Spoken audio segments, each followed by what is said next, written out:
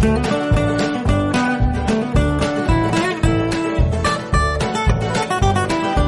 दोस्तों, फिर से नई वीडियो के साथ आपका स्वागत है।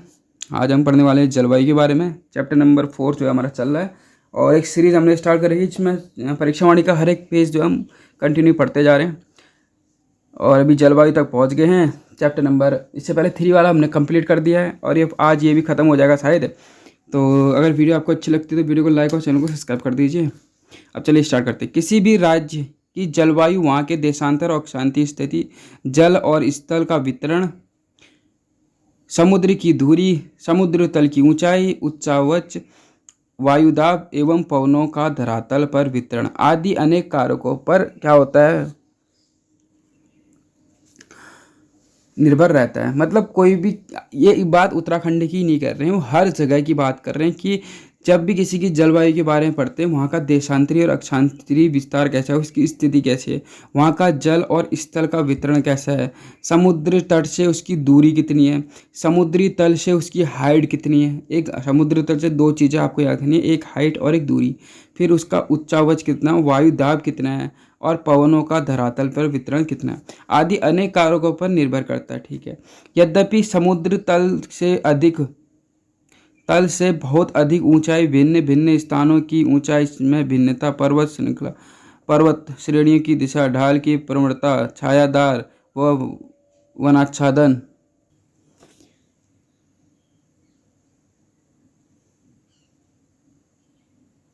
यद्यपि समुद्र तल से बहुत अधिक ऊंचाई, भिन्न भिन्न स्थानों की ऊंचाई में भिन्नता, पर्वत श्रेणी की दिशा, ढाल की प्रवणता, छायादार ढाल व वनाच्छादन की सघनता आदि कारणों से राज्य की जलवायु में बहुत अधिक विषमता देखने को मिलती है।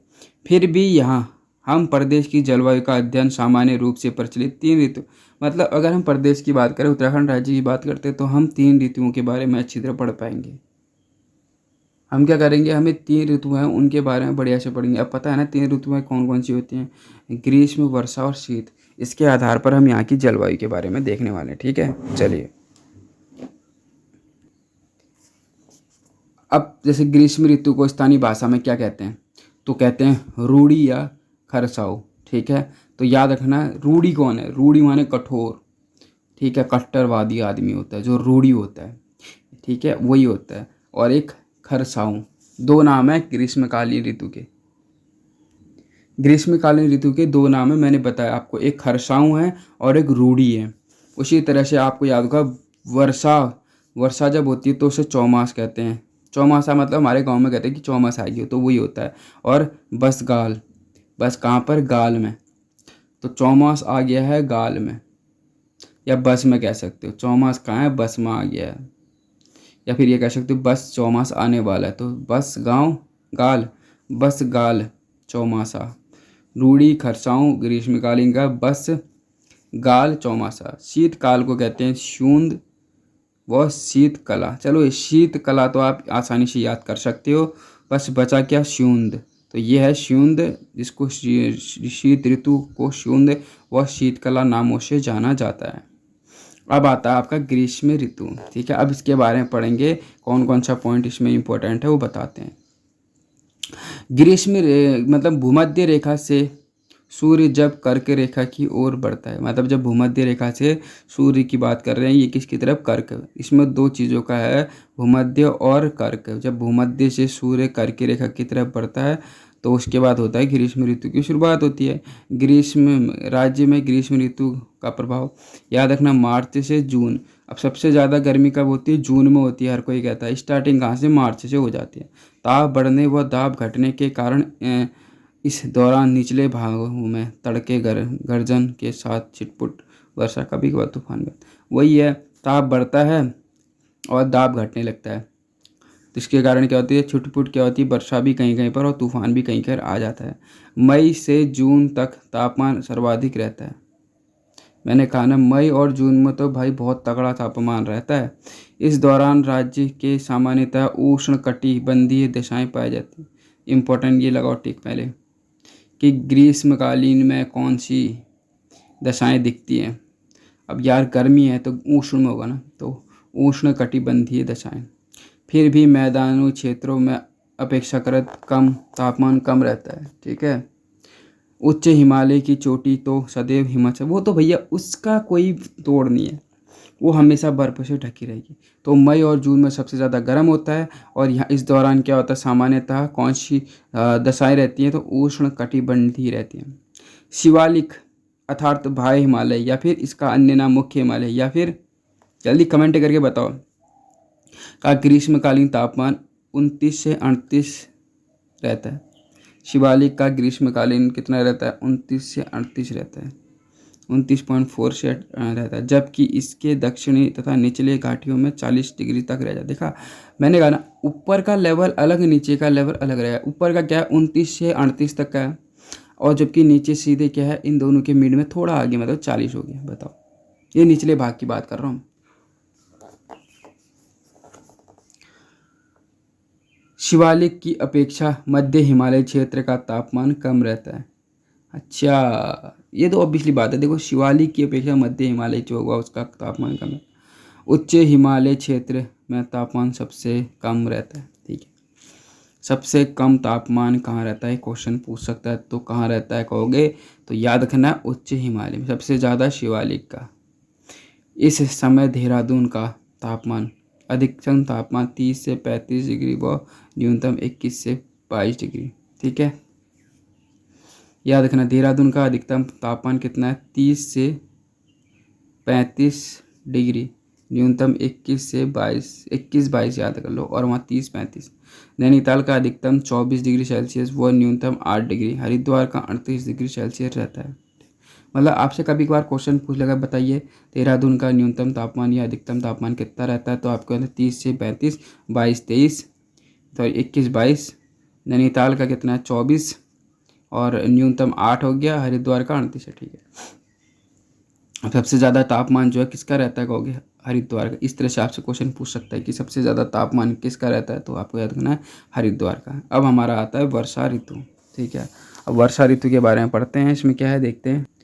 अब वर्षा ऋतु क्या है, देखो पहली बात तो इसका समय काल देखते हैं, तो जून से अक्टूबर, ओ याद कर लो, ओ। ठीक है। तो जब वर्षा कहाँ होती है, ओ पृथ्वी में होती है ना, तो वो याद करो जून से अक्टूबर। लेकिन सर्वाधिक वर्षा जुलाई अगस्त से सितंबर में होती है। ठीक है। सर्वाधिक कब होती है, जुलाई अगस्त सितंबर में। गुजरात के तट से चलने वाला दक्षिणी पश्चिमी मानसून राज्य के दक्षिणी पूर्व में 15 जून के आसपास प्रवेश करता है। ठीक। उत्तराखंड में जो मानसून है वो कब एंटर करता है, तो मानसून कब एंटर करता क्योंकि 15 जून। ठीक है, इसके आसपास। इस मानसून से राज्य में कम वर्षा होती है। अधिकतम वर्षा बंगाल की खाड़ी वाले मानसून से होती है। याद रखना, क्या कहोगे, मतलब उत्तराखंड में जो अधिकतम वर्षा होती है वो किससे होती है, तो बंगाल की खाड़ी से जो आता है मानसून उससे। औसतन वर्षा कितनी होती कहोगे यहाँ वार्षिक, तो 150 से 200 सेंटीमीटर तक। 150 से 200 सेंटीमीटर तक का ही वर्षा होती है कहाँ, उत्तराखंड। अब ये क्वेश्चन आता, देखो सबसे कम वर्षा कहाँ होती है। अब मैंने कहा ऊंचाई पर होगा, वृद्ध हिमालय के ऊपरी व उत्तरी क्षेत्रों। मैंने कहा कितना होता है, 40 से 80। सबसे कम कहाँ होती है। ठीक है। फिर ये तो सबसे कम है, फिर कम वर्षा कहाँ होती है, मध्य हिमालय क्षेत्रों की होती है। देखो सबसे कम कहाँ होती कहोगे, वृद्ध में 40 से 80, फिर 40 से 120, फिर 120 से 200, फिर 200 से अधिक। देखो सबसे कम वर्षा मध्य, सबसे वृद्ध, उसके बाद उस कम, मध्य, अधिक, दून द्वारा, मतलब दून क्षेत्र हो गया, घाटियाँ। ठीक है। काली बेसन तथा मध्य हिमालय के दक्षिणी ढालों में। अच्छा, कभी ये पूछ ले कि मध्य हिमालय के दक्षिणी भागों में अधिक वर्षा होती कम वर्षा होती, तो आप क्या ना, जब दक्षिणी की बात आएगी तो अधिक वर्षा होती है। कितनी होती है, 120 से 200। तो मध्य हिमालय, दक्षिणी की बात आएगी मध्य हिमालय की, तो 120 से 200। अधिकतम वर्षा क्या होती है, शिवालिक, भाबर या तराई क्षेत्र में। अब ऑब्वियसली बात है, यहाँ 3 जगहों पर सर्वाधिक वर्षा होती है। कहाँ पर, शिवालिक, भाबर और तराई में सबसे ज़्यादा वर्षा होती है, याद रखना। ठीक, कितनी होती है, 200 से अधिक होती है। मध्य हिमालय, अगर मध्य हिमालय की बात करते हैं उसके दक्षिण में पूछा जाएगा तो वर्षा क्या होती है, उसकी अधिक वर्षा होती है। ठीक है। 4 स्टेट में बांटा गया, सबसे अधिक, सबसे कम वर्षा, सबसे कम वर्षा, फिर कम वर्षा, फिर अधिक वर्षा, फिर सबसे अधिक वर्षा। ठीक है। तो सबसे कम में आता है वृहद हिमालय 40 से 80। फिर कम वर्षा में आएगा तो 40 से 100 सॉरी 80 से 120। फिर अधिकतम वर्षा है कि 120 से आ जाएगा आपका 200। ठीक है, 4 का टेबल पढ़ो। 4 एकम 4, 4 दूनी 8, 4 तिया 12, 4 को 16 ना हो गया, 4 को 4 पंजे 20 हो गया, फिर 20 से ठीक है। शिवालिक, भाबर और तराई इन जगहों पे क्या होता है कहोगे, सबसे ज़्यादा वर्षा होती है। सामान्य राज्य में दक्षिण से उत्तर व पूर्व से पश्चिम की ओर बढ़ने पर वर्षा की मात्रा घटी। Most important. अब ये पूछा कैसे जा, देखो पेपरों में यही चीज़ें तो पूछी जाती, यही चीज़ों से तो आपका एक मतलब आकलन होता है कि आपको कितना नॉलेज है करके। अब पूछा जाएगा, बताओ राज्य में अगर हम दक्षिण से उत्तर, अगर दक्षिण से यहाँ है दक्षिण ये, ठीक है, यहाँ नीचे से ऊपर को गए, और पूर्व से पश्चिम, ये पूर्व से पश्चिम इधर को गए, और बढ़ने पर वर्षा घट जाती है। देखो यहाँ घटता है, घटती है, फिर भी वर्षा की मात्रा भी धरातल बनावट का विशेष प्रभाव। मैंने कहा देखो नीचे से ऊपर जाएंगे या पूर्व से पश्चिम आएंगे तो जो वर्षा वो घट जाती। ठीक है, 1080 मीटर की ऊंचाई पर स्थित नरेंद्र नगर में 318 सेंटीमीटर वर्षा होती तो 16, ठीक है, इतना याद करो, ये याद रखो, नरेंद्र नगर 318, ठीक है, कितनी वो है 180 मीटर की ऊंचाई पर स्थित नरेंद्र नगर जो कहाँ है। पूछा जाता है कि नरेंद्र नगर कहाँ है, ये याद, नरेंद्र नगर क्यों बोलना इंपॉर्टेंट, क्योंकि ये पूछा जाता है कि राज्य में सर्वाधिक वर्षा कहाँ होती है, तो आपको याद रखना है नरेंद्र नगर में। कितनी होती है 318, देखो 318 सेंटीमीटर। लास्ट अधिकतम कितने होते हैं 200 तक का गया, लेकिन यहाँ पर नरेंद्र नगर में जो होती है 318 होती है। और ये राज्य में कहाँ पर स्थित है, टेढ़ी गढ़वाल में स्थित है। ठीक है, और अभी कितनी हाइट पे है तो 1080 हाइट पे। ठीक है, 1600 मीटर की ऊंचाई पर स्थित टेहड़ी में केवल 98 सेंटीमीटर वर्षा होती है। देखो, जबकि 1600 मीटर की ऊंचाई पर स्थित है टेहड़ी, वहाँ पे केवल 98 है, जबकि ये कितना 1080 है। कौन, नरेंद्र नगर। सबसे कम वर्षा कहाँ स्थित होती है तो टेहड़ी में। कितनी होती है 98। सबसे ज़्यादा वर्षा कहाँ होती है नरेंद्र नगर, कितनी 318। इसकी हाइट पूछा जाएगा नरेंद्र नगर की तो 1080 है, जबकि टेहड़ी की पूछे तो 1600 है। समझ में आया, यही चीज़ है। देखो उसके बाद ये चार्ट दिया है, नरेंद्र नगर 318, फिर राजपुर हो गया 318, राजपुर में 318.5 है। ठीक है, औसत वर्षा की बात करते हैं। उसके बाद क्या क्या रखा है,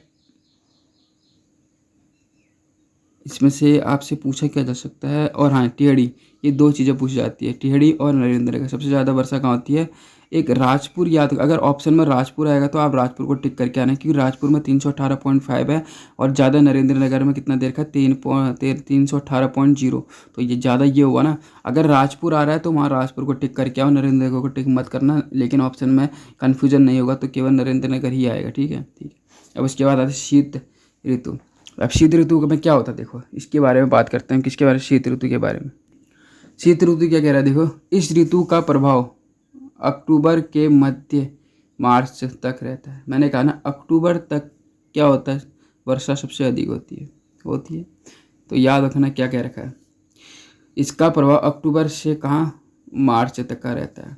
शीत ऋतु में शुरू होते ही राज्य में आकाश स्वच्छ हो जाता है, तापमान गिरने लगता है। जनवरी के तापमान अपने न्यूनतम बिंदु पर पहुंच जाता है। जनवरी राज्य का सबसे ठंडा और जून सबसे गर्म है। मोस्ट इम्पोर्टेंट, पेपर में क्या पूछा जाएगा, सबसे ज़्यादा ठंडा जो महीना है वो कौन सा है। पेपर में बच्चे कन्फ्यूजन बहुत करते हैं इसमें, भाई क्वेश्चन खुद ही देता है, बताओ कि सबसे ज़्यादा जो ठंडा कब होता है, कौन से महीने में हो। तो आपको याद रखना है जनवरी में सबसे ज़्यादा ठंडा होता है, और सबसे ज़्यादा गर्म महीना कौन सा है तो याद रखना है। ये तो चलो जून तो सबको पता है, लेकिन ये थोड़ा जनवरी में कन्फ्यूजन करते हो, तो दोनों जे से स्टार्ट, 1 जनवरी और 1 जून, इस तरह से आप याद कर सकते हो।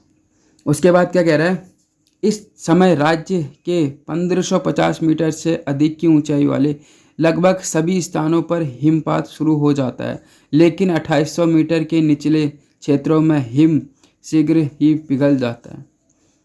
इतना इम्पोर्टेंट, ये इम्पोर्टेंट जो लगा रखा है इन्होंने, ये है, ये इसको याद करो कि जनवरी सबसे ठंडा। और दिसंबर और जनवरी के महीने में राज्य के कभी कभी पाला भी गिरना स्टार्ट होता है। दिसंबर में चलो वो तो पता है, दिसंबर और जनवरी। सूर्योदय के पहले एवं बाद 2-2 घंटे 2 से 3 घंटे में कोहरा छाया रहता है। ये तो हर किसी को पता है, तो बता पढ़ने वाली बात है नहीं। इस ऋतु मतलब अधिकांश दिसंबर से जनवरी फरवरी में कहते थे, ठीक है। दिसंबर, जनवरी और फरवरी 3 की बात है।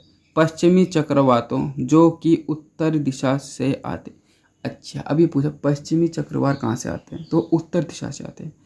से राज्य के जल के साथ साथ कभी कभी ओले की वर्षा होती है।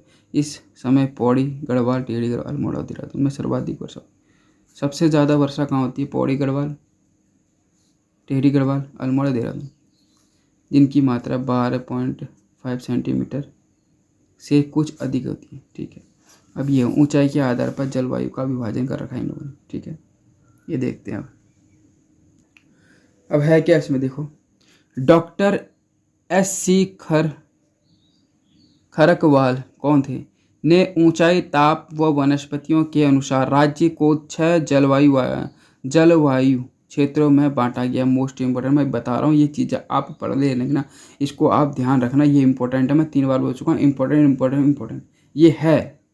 कैसे ये पूछा जाए, किसने जलवायु का विभाजन करा और कितने भागों में? तो 6 भागों में। डॉक्टर कौन है? खरकवाल है, ठीक है। इन्होंने क्या कर रखा है? ऊंचाई, ताप और वनस्पति के अनुसार, ऊंचाई कितनी है, उसका ताप कितना और वनस्पति कौन कौन सी पाई, इन तीनों के आधार पर 6 भागों में इसको बांटा गया है। चलो, उपोष्ण जलवायु। उपोष्ण का मतलब क्या होता है? देखो, हल्की गर्म, ठीक है। उपोष्ण जलवायु 900 मीटर तक ऊंचाई के क्षेत्र तथा भाबर, तराई व दून क्षेत्र आते हैं। ये पूछा उपोष्ण में कौन से क्षेत्र आते हैं? भाबर, तराई, दून क्षेत्र। कितना? 900 मीटर तक की ऊंचाई। गर्म शीतोष्ण जलवायु, या स्टार्टिंग होती है गर्म, पहले उपोष्ण है, फिर गर्म शीतोष्ण आएगा, तो 900 से 1800 मीटर की हाइट तक। फिर शीत 1800 से 3000 तक। एल्पाइन जलवायु 3000 से 4200, और हिमानी जलवायु 4200 मीटर से ऊपर क्षेत्र याद।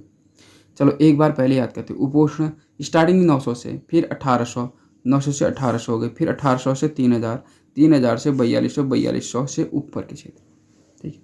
क्या है पहले? उपोष्ण कितना? 900 तक। कौन कौन से क्षेत्र? दून, भाबर, तराई आ गए। गर्म शीतोष्ण, गर्म आएगा 900 से 1800। फिर आता है गर्म शीतोष्ण, फिर आता है शीतोष्ण जलवायु, गर्म शीतोष्ण जलवायु, या फिर शीतोष्ण जलवायु, या 1800 से कितना? 3000। अल्पाइन की बात आती है तो 3000 से 45, और उसके बाद आता है हिमानी जलवायु। जैसे अल्पाइन आएगा, अल्पाइन के बाद आएगा हिमानी, जो आएगा 3000 से 4200 से ऊपर। उसके बाद लास्ट आता है शीत शुष्क जलवायु। क्या है? शीत है और शुष्क भी जलवायु, दोनों चीज़ें इसमें। ठंडा गर्म जलवायु, ये क्या है? 2500 से 3500 मीटर की है, जिसके अंतर्गत ट्रांस हिमालयी क्षेत्र। ट्रांस हिमालयी जो आता है वो याद रखना, शीत शुष्क जलवायु के अंतर्गत आता है, जिसमें दोनों चीज़ें आती हैं, शुष्क भी होता है, शीत भी होता है। इसकी हाइट पूछी जाती है तो याद रखना 2500 से 3500 मीटर की हाइट पर मिलता है। ये तो हमने पहले पढ़ा ही है। इसके अंतर्गत ट्रांस हिमालय आता है। एक बार दोबारा से, उपोष्ण स्टार्टिंग कहाँ से? 900 से। इसके अंतर्गत ट्रांस, भाबर और क्या है? तराई, ये 3 चीज़ें आ जाती। फिर उसके बाद आता है आपका गर्म शीतोष्ण जलवायु, इसमें होता है 900 से 1800। उसके बाद गर्म आ गया, फिर शीतोष्ण जलवायु, ये होता है 1800 से 3200, नहीं सॉरी 1800 से 3000। उसके बाद आपका क्या आता है कहो?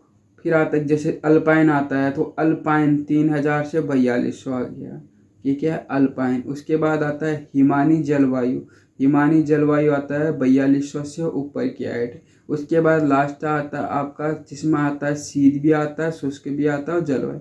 तो शीत शुष्क जलवायु, इसकी जो है कितना मेजरमेंट होता है? इसका होता है 2500 से 3500 मीटर की हाइट पर, और इसके अंतर्गत आता है आपका कौन सा? ट्रांस हिमालय। फिर आता है हिम आच्छादित क्षेत्र की जलवायु। राज्य के तीनों सीमाएं जिलों उत्तरकाशी, चमोली, पिथौरागढ़, ये के उत्तरी भाग में इस क्षेत्र का विस्तार। हिमालयी क्षेत्र मतलब वही है कि राज्य के 3 जिले कौन से? एक होता है उत्तरकाशी ऊपर, चमोली और पिथौरागढ़। उत्तरकाशी, चमोली, पिथौरागढ़। इसको कैसे याद कर सकते हो? आपको मैंने एक ट्रिक बताई थी, यह है UCP, यही है ना UCP। तो मैंने इसके लिए आपको क्या बताया, CUP, कप याद करो, क्या कप।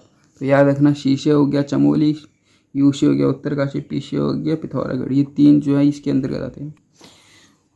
उच्च हिमालय के 4000 मीटर से ऊपर के क्षेत्र वर्ष भर हिम आच्छादित रहते हैं। यहाँ बर्फीली जलवायु पाई जाती है। मार्च के शीत कम होने पर यहाँ गरज के साथ बर्फीले तूफानी का दौर शुरू हो जाता है। मई जून के लगभग प्रत्येक दिन दोपहर के बाद गर्जन तर्जन बरसात बिजली गिरने लगती है, थोड़ी बहुत वर्षा भी होती है। ग्लेशियरों के खिसकने तथा